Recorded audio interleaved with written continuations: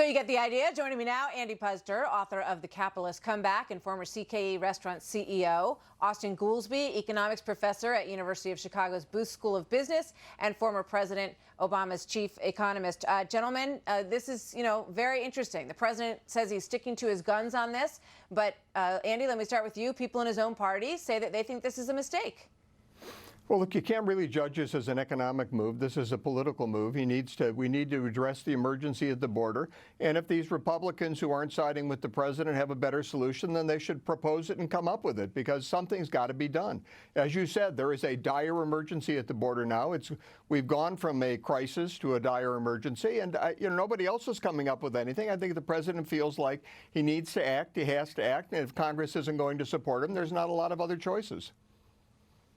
Yeah, so, that raises the question. We had so much back and forth, Austin, over is it a crisis, isn't it a crisis? I remember reporters standing up at the White House saying that the president was making the whole thing up, that it was a manufactured crisis. Now you've got 132,000 apprehensions at the border. So the question is, what would you do? What would you do, Austin? What would you recommend the president do? Well, I would recommend the president pass a law. If you want to address immigration, then go do something that the majority of the American people support. Don't start locking kids in cages. Don't separate families from their kids and deport the parents. You saw when the president took those approaches to immigration, he did so promising that it would deter people from coming to the border. It did nothing of the sort.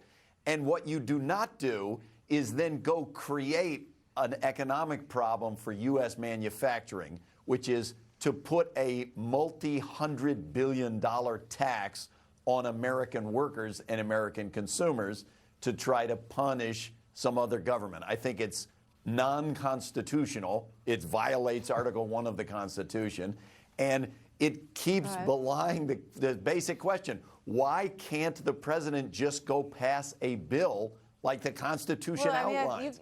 And the reason you could have asked the same question of all of the previous presidents, President Bush, President Obama. Why doesn't the president just pass a law? Well, we know the reality of why that doesn't happen, because both sides are so dug in on the advantages that this gives to them politically. But I think the American people are so sick and tired of watching what's going on at the border that Andy, perhaps this is something that will push the Mexican government to the table and insist that they help block their southern border and their northern border so that we don't have this influx that's just simply unmanageable. Is there a political solution here, and are we getting somewhere in these talks that we just reported on? As Austin well knows, the president doesn't pass a law. Congress passes a law, and Congress won't help him pass. The Democrats will not pass a law. There's not going to be a law. He's president of the United States. He has to act. He is acting. And if you wonder whether this is going to work or not, well, the Mexicans are at the table.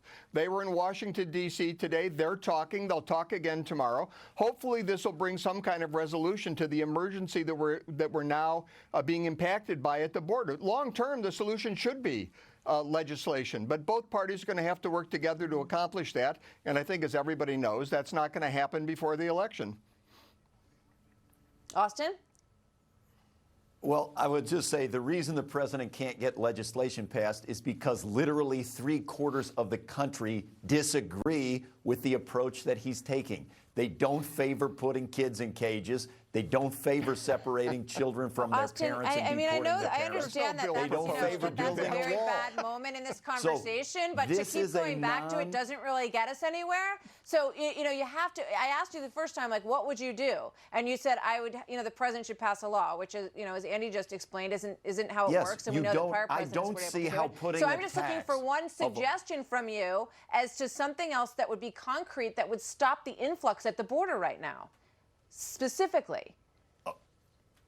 Okay, I can give you three, but let's start with financial aid to the enforcement community, that they would allow asylum seekers to come in and apply according to U.S. law, and that if they were granted asylum, then they would be allowed to come in legally, so it would not be illegal. The asylum laws.